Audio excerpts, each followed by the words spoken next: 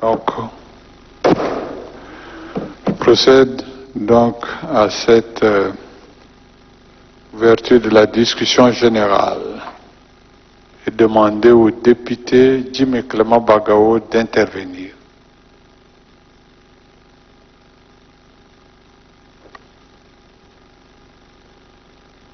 Merci, Monsieur le Président. Bon, je pense que la loi rectificative, c'est un exercice habituel auquel au Tchad, on se livre chaque année. Maintenant, j'ai simplement quelques questions, parce qu'il n'y a rien de nouveau là-dedans. C'est le budget de départ qui subit quelques modifications.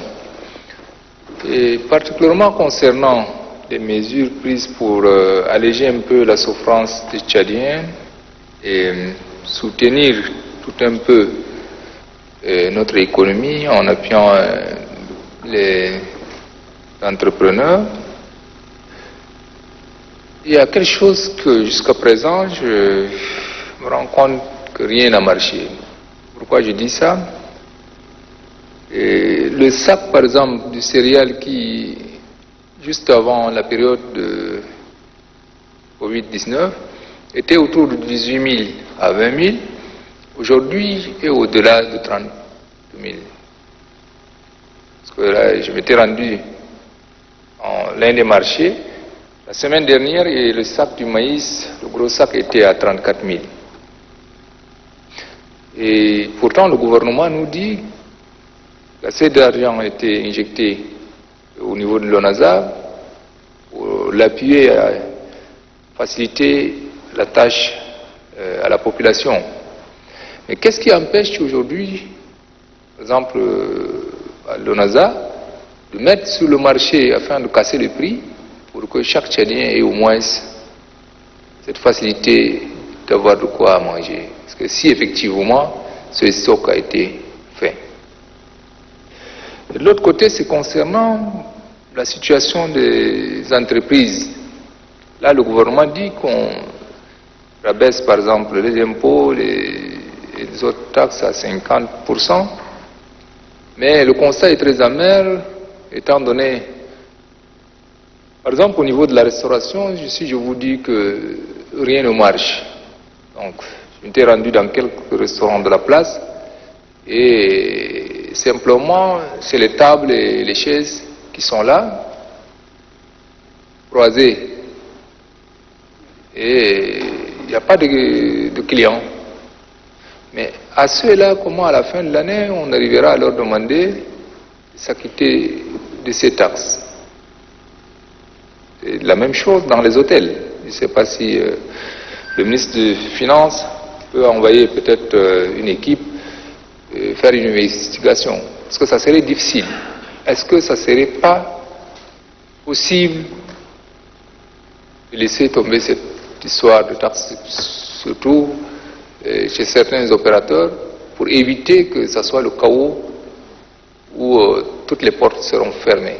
Parce que ça, quand même, il faut vraiment mettre du sérieux. Et je reviens un peu, par exemple, concernant aussi, si même jusqu'à présent on dit qu'on a sauvé l'année, il y a assez de choses, par exemple, qui ne tiennent pas du côté, par exemple, des établissements d'enseignement, privés particulièrement, qui ne peuvent pas supporter les coûts des loyers, ne peuvent pas payer les vacations aux enseignants, ne peuvent pas payer le personnel administratif, parce que la crise a fait de manière à ce que les parents n'ont pas pu respecter leurs cotisations et parfois ces établissements sont confrontés à des énormes difficultés. Donc, ce n'est que quelques exemples parmi les autres. Mais je dis, s'il faut vraiment se résumer et se dire ce qui est vrai, notre gouvernement doit prendre d'autres dispositions afin de sauver effectivement notre économie. L'économie au Tchad est tellement informelle.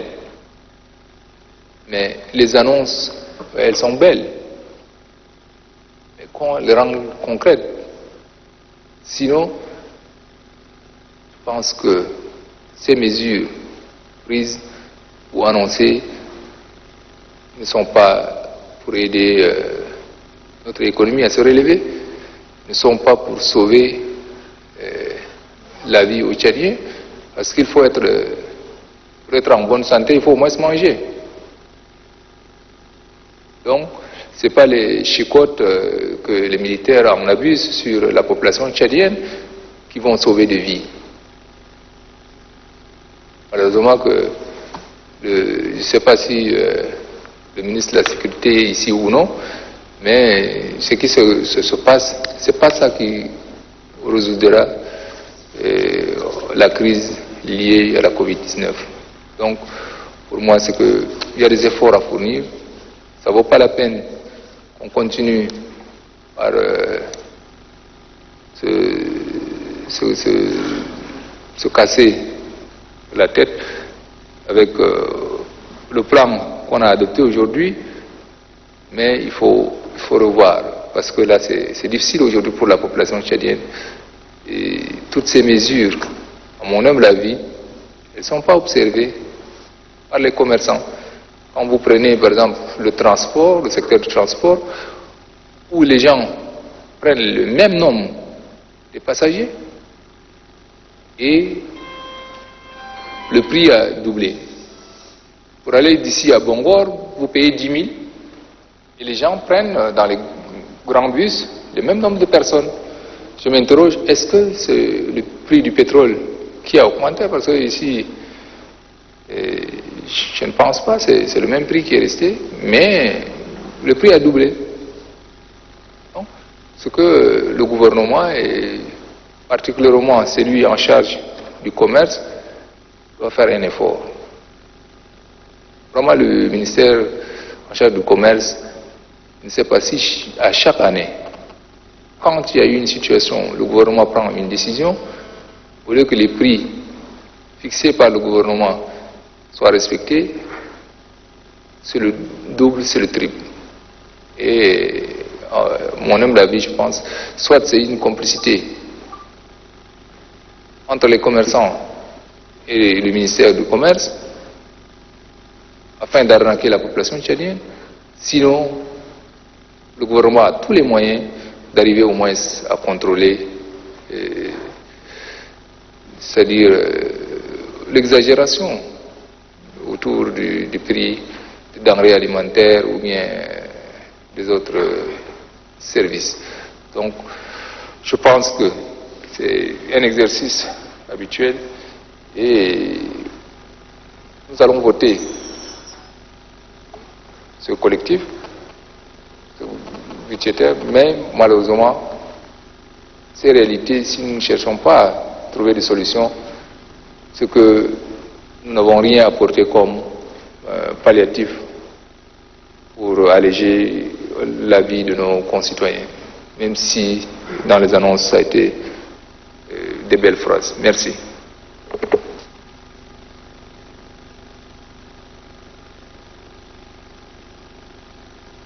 Le député Nubawe Toumel.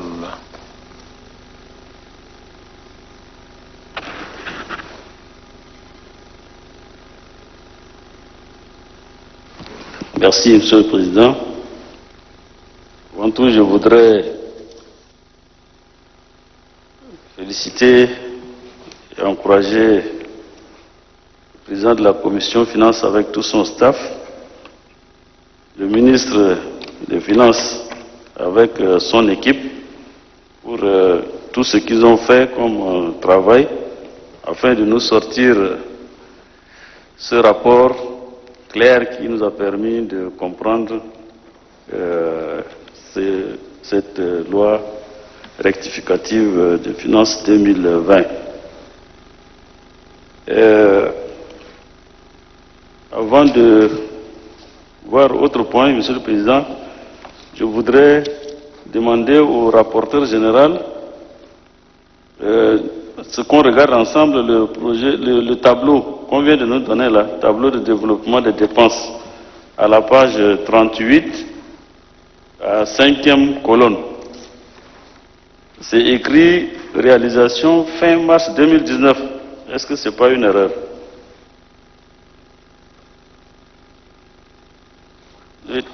On vient de nous donner un nouveau document là. Page 38, 5e colonne. C'est écrit après LF 2020, réalisation fin mars 2019. Oui. Est-ce que ce n'est pas fin mars 2020? Oui, c'est sûrement 2020. Voilà. Voilà. Donc, c'est à corriger. En fait, toute l'analyse du collectif est basée sur les 3 premiers mois de l'année. Justement. Ah oui. Voilà, merci Monsieur le Président. Mon intervention, c'est par rapport au gap du collectif de la loi de finances rectificative. Les facteurs qui sous-tendent la loi de finances rectificative 2020 sont clairs.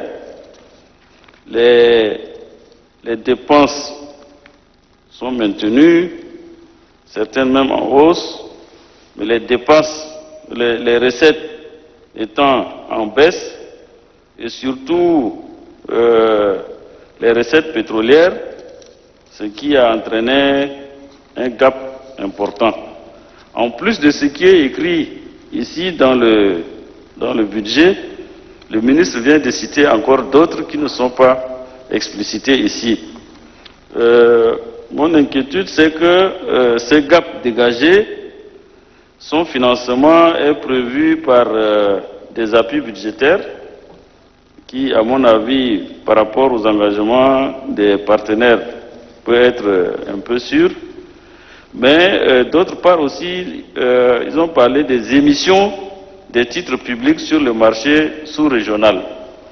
Mon inquiétude, c'est qu'avec ces temps de Covid, où les économies ont partout des difficultés, est-ce que les émissions de titres sur le marché sous-régional, aura des possibilités ou bien va permettre le financement de ce gap?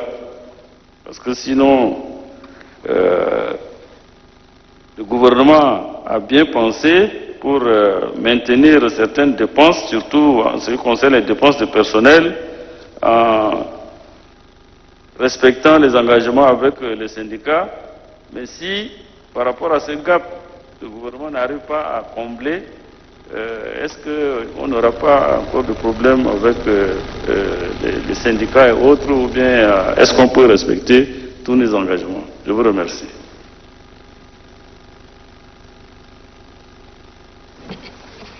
Le député Nobo-Djibo.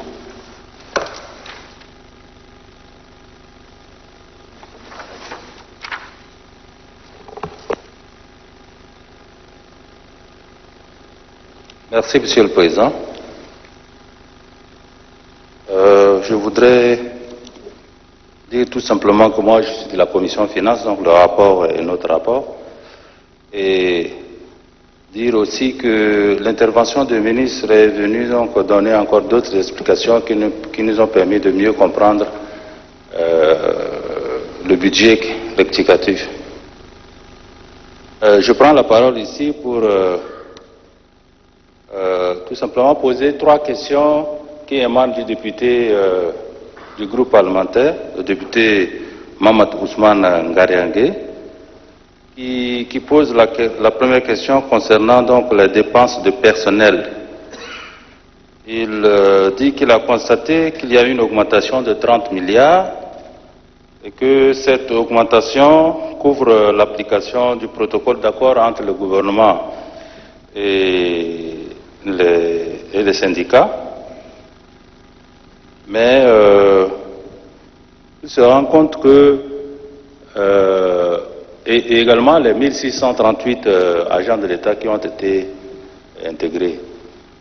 Mais il est prévu 20 000 recrutements. Si on fait la différence, et qui ne voit pas dans les dépenses du personnel une ligne concernant le recrutement ou le paiement de la différence des jeunes qui devraient être intégrés. Il se pose la question de savoir comment est-ce que ça va se faire.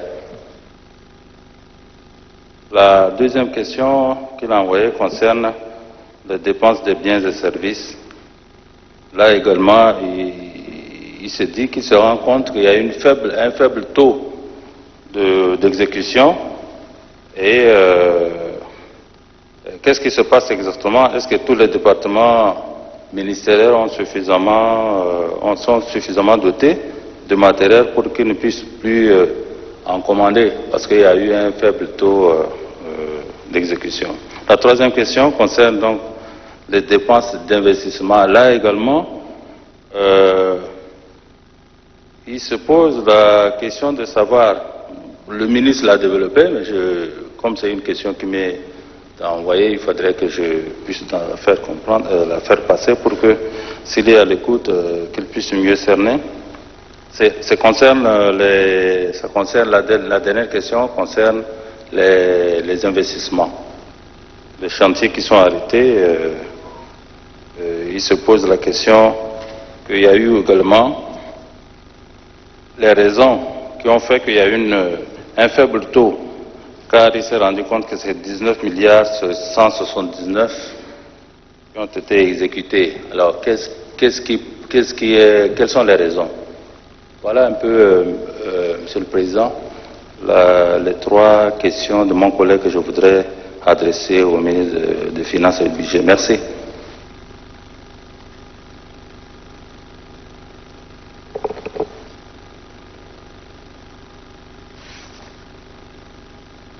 Madame Al-Boukari.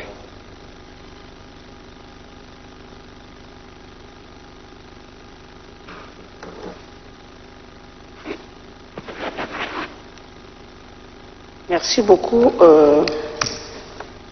Tout d'abord, je remercie le ministre des Finances qui nous a vraiment éclairé sur les efforts faits par le gouvernement pour pallier au phénomène de pandémie et ses conséquences sur la population. Et ça, il faut reconnaître que le gouvernement a fait un grand effort, mais encore un phénomène imprévu vient de se produire. Ainsi, je parle de phénomène environnemental imprévu qui vient de se produire, et je fais allusion aux intempéries liées aux fortes pluies qui sont abattues, et surtout dans les régions du centre et de l'Est, et qui ont causé d'énormes dégâts. Et ça, c'est un phénomène imprévu. Alors la question que je me pose, est-ce que le ministère des Finances a déjà prévu un fonds pour ces lois rectificatives de ces phénomènes imprévus? À moins que je n'arrive pas à bien lire, sinon dans la rubrique dépenses communes, à mon sens, c'est dans ça qu'on doit prévoir les phénomènes imprévus. Je ne vois pas cette rubrique apparaître, à moins que cette rubrique, les dépenses de ces phénomènes imprévus sont diluées dans les autres rubriques. Dans ce cas, peut-être que le ministre peut nous éclairer. Et voilà encore un autre phénomène. On n'a pas totalement fini avec la pandémie, qui est un phénomène imprévu, et voilà encore notre catastrophe vient de s'abattre. Merci beaucoup.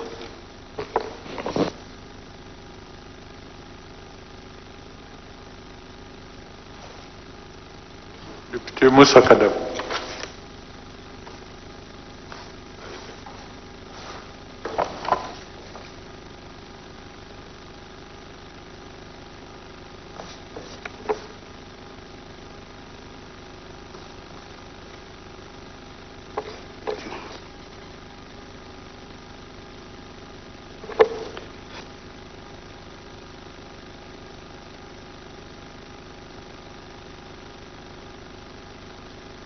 Et bon, merci Président. La modification de la loi des finances en cours d'année, en cours d'exécution est somme toute un exercice auquel nous sommes maintenant habitués. Et je crois que la Commission Finances, fidèle à son habitude, est dans un rapport clair, empreint de pédagogie, à travers les répétitions, le rappel des chiffres et des comparaisons, doublé de la présentation excellente du ministre des Finances et du Budget.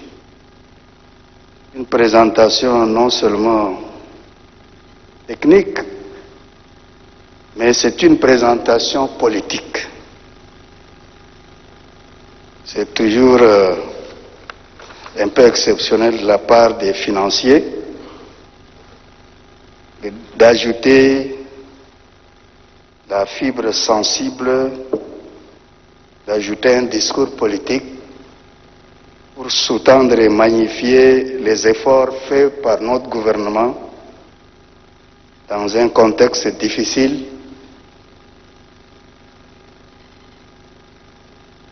du fait de l'impact de la Covid-19, en même temps aussi nos efforts pour nous défendre et assurer la sécurité de nos frontières et notre indépendance. Donc, Monsieur le Président, je pense que la conclusion du rapport de la Commission, tout comme la présentation du ministre, disais-je, nous situe suffisamment dans les raisons qui ont amené le gouvernement à nous introduire ce projet de modification. Je considère que, et puisque l'Assemblée a toujours accompagné le gouvernement pas à pas dans les mesures qu'il a prises au bénéfice des populations, je pense que l'exercice devrait être ce matin une balade entre guillemets rapide, et pour que nous donnions donc notre quitus pour cette modification. C'est vrai, Monsieur le Président, à partir de la déclaration, la notification du premier cas de coronavirus le 19 mars et le discours du maréchal du Tchad le 14 avril 2020, le gouvernement a mis un train de mesures sociales, économiques, pour faire face à la pandémie qui survenait en même temps que nous sommes agressés. Donc, il y a lieu de féliciter le gouvernement, le maréchal du Tchad, pour toutes ces mesures qui ont permis au Tchad d'avoir la tête hors de l'eau. Les allégements fiscaux, les exonérations de matériel, des denrées, des médicaments et de tout ce qui participe à la lutte contre le Covid-19, les exonérations, tout ceci vient en défaveur de l'accroissement des recettes. Mais en même temps, c'est des dépenses de survie parce que les entreprises elles-mêmes, la communauté nationale dans son ensemble n'a pas failli et nous nous sommes tous mobilisés pour faire face à l'adversité. On se félicite également que malgré cet environnement détérioré, que les salaires aient pu être régulièrement payés. Ajoutez à cela l'exécution des AGS. Donc, Monsieur le Président, je pense que, à mon sens, nous nous sommes compris. Si nous versons le rapport de la Commission, nous versons la présentation du ministre des Finances, il ne nous reste que de petites questions à poser au ministre des Finances.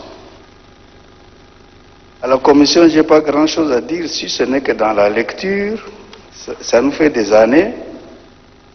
Je pense qu'on a toujours du mal à lire les milliards, n'est-ce pas? On dit 70 milliards, non, on dit 70,804 milliards. Le commun des mortels ne retient que les 804 milliards. Mais en réalité, c'est 70 milliards, 804 millions et poussière. Donc sinon, notre rapporteur a annoncé des milliers de milliards, et à l'oreille, ce n'est pas précieux. Mais pour le reste, c'est surtout au ministre des Finances que je voudrais poser des questions de précision. Je suis assez curieux. Nous sommes au mois d'août. Je voudrais savoir quelles sont les contraintes qui ont fait que l'exécution du budget 2020 ne nous soit présentée que pour le premier trimestre. Quelles sont les contraintes auxquelles vous vous êtes heurté pour ne présenter que le premier trimestre? Parce qu'à ce jour, nous avons une image un peu écornée de l'exécution du budget, alors que nous sommes au troisième trimestre de l'année. Ma deuxième question est que si j'essaye de lire, je ne vois pas, comme l'a dit le député Ousmane Ganyargue, je ne vois pas si l'augmentation de la masse salariale permet d'entrevoir la prise en charge de 1638 agents, rien ne nous dit en termes de provision pour le recrutement de 20 000 agents en 2020. On ne perçoit pas une provision, sachant que les 20 000 ne vont certainement pas être recrutés totalement cette année. Mais puisque la commission est à pied d'œuvre, à moins que le discours du gouvernement soit de dire nous recrutons les 20 000 et nous les prenons en charge en 2021. Ça, son avantage de clarté. Pour la sécurité alimentaire, le gouvernement a dégagé 5 milliards. Il est attendu, semble-t-il, de la FAO et des autres partenaires, quelque chose comme 25 milliards. Mais l'ambiguïté réside dans ces centaines de sacs qu'on distribue aux populations vulnérables, mais puisés dans le stock de l'ONASA. La rapidité dans la distribution ne fait pas entrevoir la rapidité dans l'achat et l'acheminement de ces vivres-là. Alors, comment se fait ce jeu d'écriture qui consiste à puiser les stocks de l'ONASA, quitte à rendre les magasins vides, alors que nous savons que l'acheminement, l'achat des vivres est une opération, somme toute, assez lente. Monsieur le Président, nous sommes engagés dans un processus électoral. La géométrie variable dans le chronogramme.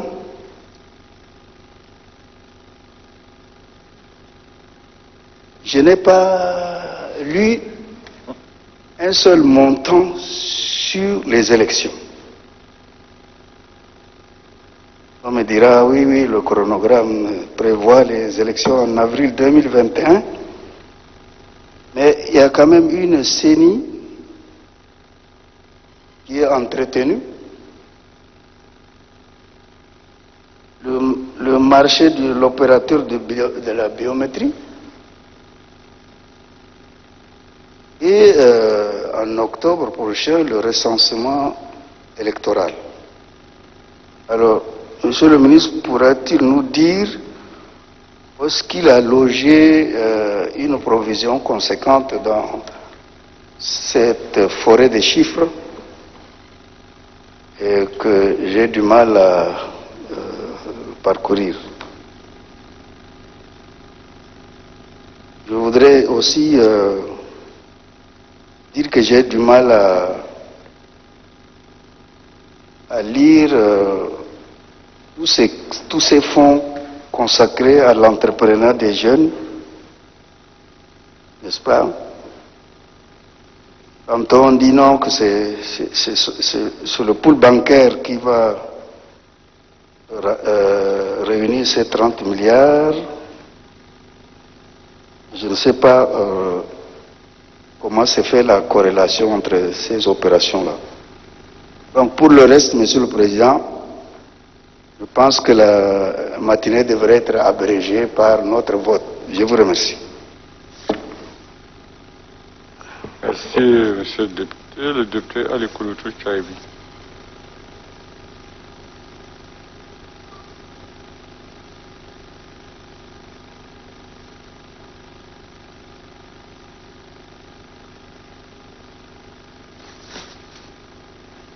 Merci, Monsieur le Président. Merci de m'avoir donné la parole. Je m'excuse, la qualité de ma voix, elle n'est pas bonne. Monsieur le Président, je voudrais avant tout d'abord remercier et féliciter nos collègues de la Commission Finances et Comptabilité, saluer la présence des membres du gouvernement et leurs collaborateurs, féliciter distinctivement le ministre des Finances pour sa brillante intervention. Monsieur le Président, heureusement aujourd'hui, en dehors de ceux et celles qui sont en salle ou à la plénière, les autres députés du groupe parlementaire n'ont pas envoyé de questions. Je crois que la chose elle est claire, c'est pour cela que n'ont pas envoyé de questions. En ce qui concerne, Monsieur le Président, la loi des finances rectificative qui est en cours d'examen, je crois, elle est réaliste.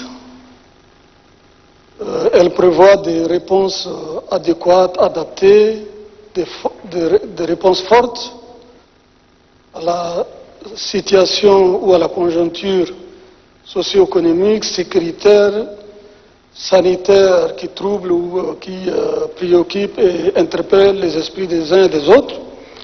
Les réponses sont claires.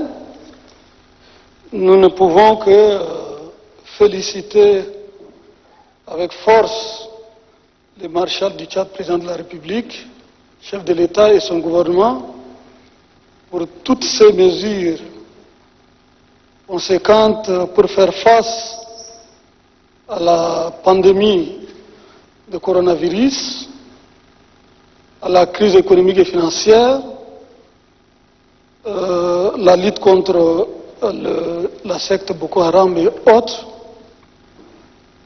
la sécurité surtout, la baisse des prix et tout ce que vous voulez, ce qui sont contenus dans le rapport. Les réponses sont satisfaisantes et je trouve que le gouvernement s'est battu pour donner des réponses justes, pour maintenir les caps.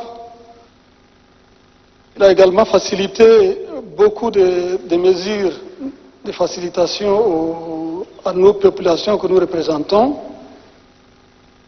Les choses sont très claires aux entreprises, le paiement des dettes intérieures, un délai moratoire, donc la liste est trop longue. J'ai des petites questions seulement au ministre.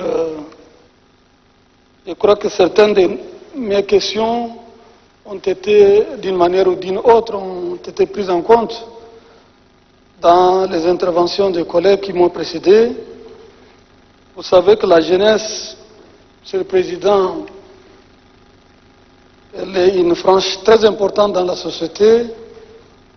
Le ministre vient de passer, pas plus tard que 2 mois ou 3 mois, nous avons mis en place un fonds pour l'appui à la jeunesse qui doit être garanti, qui doit être géré entre les banques de la place et le gouvernement.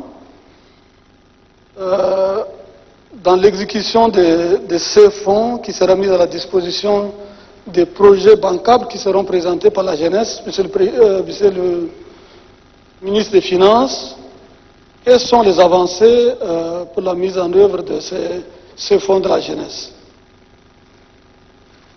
La deuxième question, vous avez parlé de l'indisponibilité de l'FMI due à la Covid-19 pour le programme de la facilité de crédit. Nous avons observé dans les différentes chaînes télévisées, les conférences se font avec des visioconférences. Est-ce que leur déplacement au Tchad est nécessaire? Vous n'avez pas la possibilité de les contacter avec les visioconférences. Pourquoi cette indisponibilité du FMI pour ce programme important? Monsieur le ministre, les députés, un seul député a envoyé une question qui concerne la gratuité de l'électricité et eau, qui est contenue dans les mesures qui sont déjà annoncées par le chef de l'État. On nous fait savoir qu'à N'Djamena, la gratuité de l'eau et l'électricité sont acceptables. Mais dans les différentes provinces, électricité et eau sont gérées par des entreprises privées. Les mesures ne sont pas appliquées. Vous n'avez pas donné de moyens pour la mise en œuvre, ou bien les entreprises sciemment n'ont pas appliqué les mesures qui sont annoncées par le chef de l'État.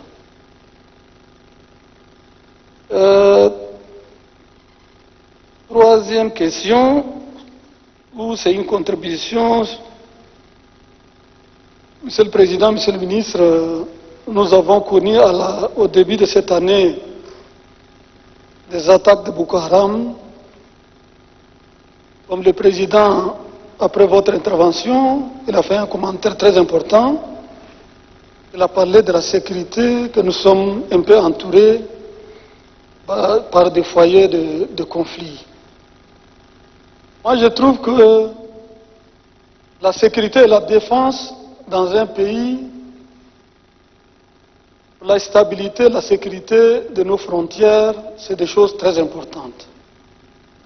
Au lieu d'apporter à chaque moment dans les collectifs, moi je trouve que le gouvernement, dans le budget initial, je souhaite que le gouvernement prévoie des fonds importants pour la sécurité et la défense de notre pays.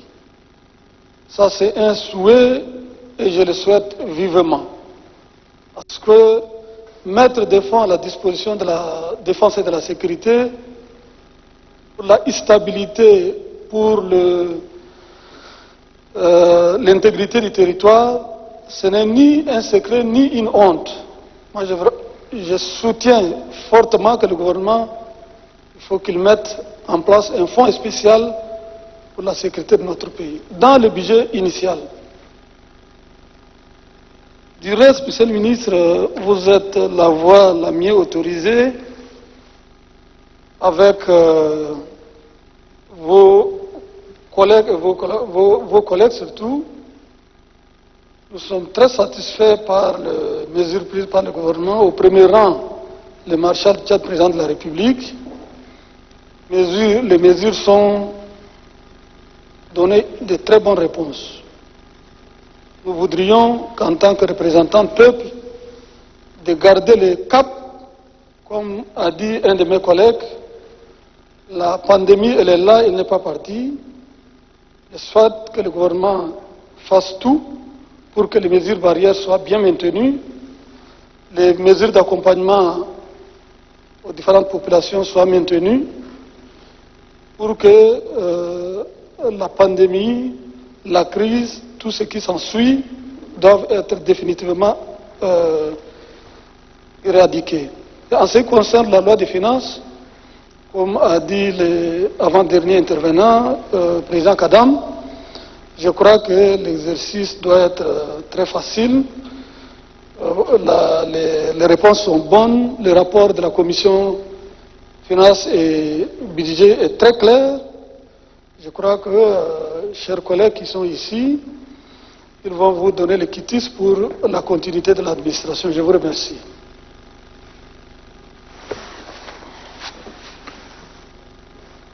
Merci beaucoup, monsieur le député. Avant de passer la parole à la Commission et au gouvernement, je voudrais juste faire un petit commentaire sur les interventions des députés en matière de denrées, disons, vendues sur le marché.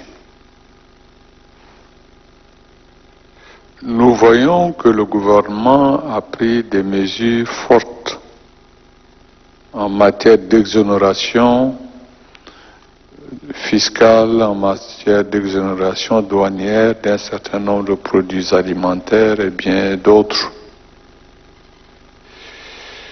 Malgré cela, nous constatons que sur le marché national, les prix des denrées alimentaires ne font qu'augmenter. La question que je pose au gouvernement, est-ce qu'il y a d'autres axes qui sous-tendent l'entrée de ces produits alimentaires qui sont exonérés, ou bien il s'agit tout simplement que les opérateurs économiques, dans la recherche des profits importants, non seulement au lieu de diminuer le prix des denrées, ne font que l'augmenter. Et donc, il est de la responsabilité du gouvernement de sévir. On ne peut pas en même temps diminuer la fiscalité. On ne peut pas en même temps exonérer les produits et en même temps connaître que ces produits augmentent sur le marché national. Ou bien on sévit, ou bien il y a un problème qui se pose réellement, parce que on ne peut pas comprendre que des opérateurs économiques qui ont connu des défiscalisations sur tous les plans, surtout pendant l'année 2020, surtout sur les produits alimentaires et bien sûr les produits médicaux et autres, les produits continuent à monter. Il y a un problème. Si le gouvernement cherche à atténuer la souffrance des populations, il n'appartient pas aux opérateurs économiques d'en augmenter la souffrance des populations. Et donc, la responsabilité du gouvernement est totale là-dedans. Ou bien les opérateurs économiques font les efforts nécessaires pour diminuer réellement les prix sur le marché, ou bien il y a un problème. Sinon, ils n'ont qu'à payer ce qu'ils doivent au gouvernement. C'est quoi ce genre de comportement? Comme l'a dit un député, à chaque fois qu'on essaye d'améliorer la situation d'un prix de denrées alimentaires ou d'un prix de quelque chose, c'est le contraire qui se passe sur le marché. Ça n'a pas de sens. Donc là, vraiment, j'attire l'attention du ministre des Finances, j'attire l'attention du ministre du Commerce et tous les autres ministres pour que vraiment des mesures soient prises. C'est inadmissible que des opérateurs économiques vont dans le sens contraire de ce que le gouvernement est en train de faire.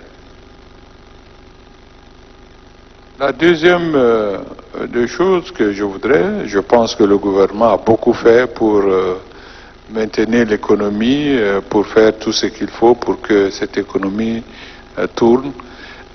Mais pour que l'économie tourne à une très grande vitesse, il faudra bien un peu plus que cela. Et c'est pour ça que j'invite le ministre des Finances, je ne sais pas, par rapport au paiement de la dette intérieure, par rapport à la relance des travaux, à la question de la consommation des biens et services et bien d'autres choses, que faut-il faire pour que l'économie puisse être relancée? Parce que c'est sur cette base-là seulement que nous pourrons fonctionner en 2020 et en 2021. Puisque le virus n'est pas encore parti et nous ne pouvons pas tout faire. J'écoutais quelqu'un parler des écoles privées. C'est vrai. Ces écoles privées qui ont des difficultés et autres, je pense que ce sont des questions qui peuvent être étudiées au cas par cas, selon la situation de chaque établissement et de chaque entreprise. Donc tout ce que nous voulons, c'est que ce projet de loi rectificative ne pose aucun problème, mais par contre, il faudra que la relance de l'économie soit effective, en tout cas à partir de ce moment-là, pour que nous puissions, d'ici là, non seulement créer les emplois, permettre aux entreprises d'avoir les ressources nécessaires pour pouvoir relancer. On le fait comme les autres pays aussi. C'est vrai, on dira que nous sommes un pays qui n'a pas beaucoup de ressources, mais il faut bien qu'on relance notre économie. Si on ne relance pas notre économie, comment les gens vont pouvoir, en tout cas, travailler, trouver les ressources nécessaires et ainsi de suite. Donc, je demande au gouvernement de prendre les mesures nécessaires pour essayer de relancer l'économie dans les plus brefs délais. Les efforts sont faits, mais il faut faire des efforts vers la relance de l'économie. Je voudrais donc passer la parole au député Oumar Ibni pour une intervention et ensuite je vais passer la parole à la Commission et au gouvernement. Merci Monsieur le Président. Je voudrais remercier la Commission pour son rapport clair et lucide. Monsieur le Président, nul n'était l'intervention du ministre qui avait tenu un discours, comme le disait le premier vice, beaucoup politique. Je n'allais pas intervenir. Mais je voulais d'abord poser une question au ministre sur les mesures que, après la déclaration du maréchal du Tchad, il y avait des mesures qui ont été prises. Je voulais parler sur la gratuité de l'eau. Quand vous dites que la population tchadienne a bénéficié de ces mesures, moi je dis non. Une partie, je suis d'accord. Comment vous nous expliquez, dans certaines provinces, dans certains départements, dans certaines communes, certains châteaux d'eau sont gérés par des privés? Cette question-là, le gouvernement ne nous a pas élucidé. Mais la population a continué à payer l'eau comme ces mesures n'ont pas existé. L'eau coûtait encore plus cher. Quand cette mesure a été prise, ceux-là qui géraient de manière privée les châteaux d'eau dans certaines contrées ont dû aussi également leur position, ça coûtait plutôt cher. Comment le gouvernement justifie ça? À chaque moment dans sa déclaration, qu'il y avait eu gratuité de l'eau par rapport à ces mesures. Il y a un peu d'explication sur ce point. Monsieur le ministre, c'est un plaidoyer par rapport aux maîtres communautaires. C'est une question que nous avons longtemps débattue, mais à un moment donné, ça a commencé, la mayonnaise a commencé à prendre. Mais le retard dans le paiement de leurs subsides pose réellement problème à cette communauté-là, cette tranche de la population, qui est vraiment vulnérable. Là également, il faudrait que, dans cette question sociale, une pensée particulière sur la subside des maîtres communautaires soit accélérée. Monsieur le ministre, quand j'écoute souvent le gouvernement parler exonération des taxes sur les entreprises, mais il faut dire vrai, le commerce a un problème. Ce n'est pas les entreprises seulement, le commerce c'est un ensemble, c'est une chaîne du grossiste au petit détaillant. Aujourd'hui, le petit détaillant a tous les problèmes. La circulation des marchandises à l'intérieur du pays n'est pas fluide. Prenez-vous pour un simple commerçant qui achète quelques 3-4 cartons de colis d'hiver, on commence déjà à l'attaquer à la sortie du pont. Dès la descente du pont de Walia, il est déjà pris entre les mains de la douane. Il libère ses marchandises ici, arrivé à Koundoul, il doit payer encore la même chose. De Koundoul, si on le libère, à Mandalia, il est pris à la sortie. De Mandalia à Kalgoua, il paye la même chose. Kalgoua jusqu'à Guélénègue, il paye la même chose 5 fois pour des produits qu'il aurait seulement achetés au grand marché ou bien au marché de 1000 ici, il doit encore repayer 5 fois ces cartons-là pour arriver à la destination. Il faut réorganiser le service de la douane. Les commerçants aujourd'hui, on ne sait pas, c'est en plusieurs secteurs. Vous avez douane commerciale, vous avez douane de bétail, vous avez douane antifraude, douane ceci. Il faut réorganiser. En réalité, le commerce aujourd'hui a pris un coup. Surtout les petits détaillants ne peuvent pas faire le mouvement à l'intérieur du pays. Donc, si ce secteur, vous ne le prenez pas en main, ça contribue plutôt, cette manière de renforcer, je ne sais pas, le contrôle sur le même produit qui a été dédouané 2 fois, 3 fois, ça contribue aux baisses, n'est-ce pas, de recettes de l'État. Et je voulais également ajouter dans le même sens, c'est la même question que le président de l'Assemblée l'a posée. On ne comprend pas l'augmentation vertigineuse de denrées alimentaires. Aujourd'hui, nous nous retrouvons qu'un koro du maïs est autour de 1000 francs à 1100 francs. Et particulièrement dans la zone même de production. Et à la télé, on dit bon, on est en train de distribuer des vivres pour assister, etc., etc. Il y a un sérieux problème si le gouvernement ne prend pas de mesures, malgré les efforts faits, le numéro vert, les ceci, chaque jour, le prix ne fait qu'augmenter. Et face à cette augmentation galopante des prix des denrées alimentaires, le gouvernement paraît toujours, n'est-ce pas, inefficace parce qu'on n'arrive pas à baisser. Donc il y a un grand travail qui demande d'être fait. Je voudrais conclure que sur la loi rectificative, je pense qu'il n'y a pas grand changement, mais que le ministre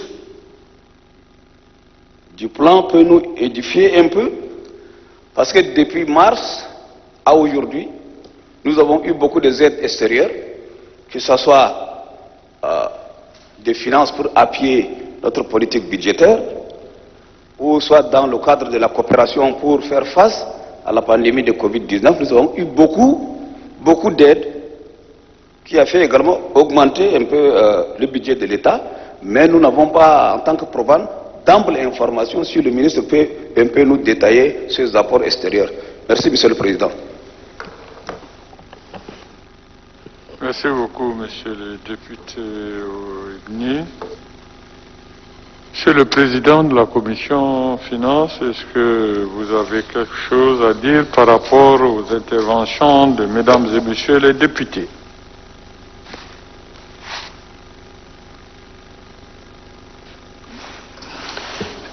Merci, Monsieur le Président. La Commission n'a pas noté spécialement des questions qui lui concernent.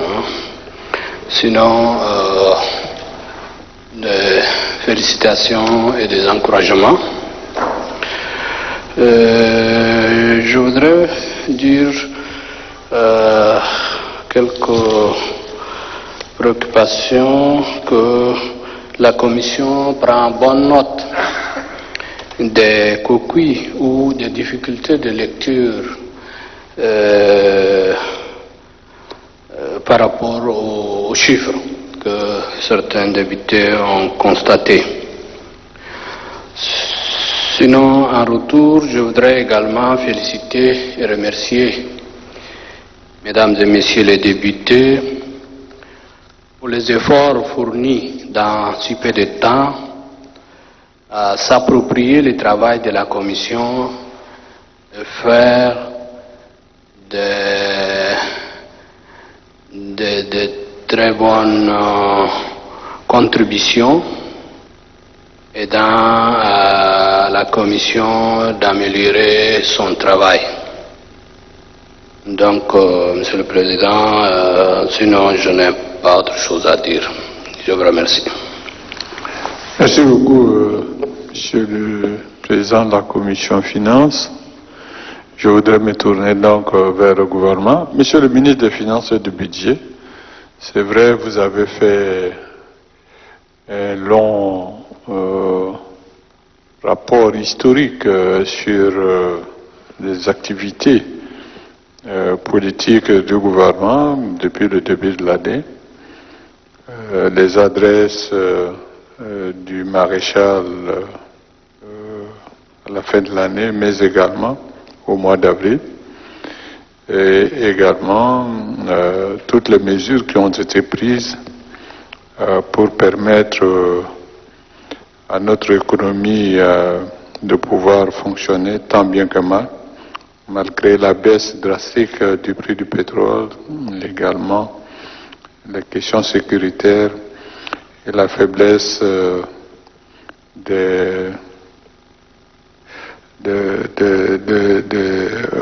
la faiblesse également de l'économie d'une manière générale. La question qu'on se pose parfois d'un surplus de 157 milliards à moins 60 milliards, je dis quand même que le gouvernement a fait vraiment beaucoup d'efforts pour s'y adapter. Et c'est cette adaptation qui est la chose la plus importante, parce que si on n'arrive pas à s'adapter, ça veut dire qu'on est en train de crouler. Donc la question est de savoir, Monsieur le ministre, peut-être expliquez-nous en des termes très simples, nous qui ne sommes pas des financiers, pour comprendre comment vous vous êtes adapté aussi rapidement et comment on a pu faire face à tout ce qui s'est passé pendant l'année 2020. Parce que c'est une année difficile. Je vous invite donc à venir au podium pour reprendre si vous le voulez.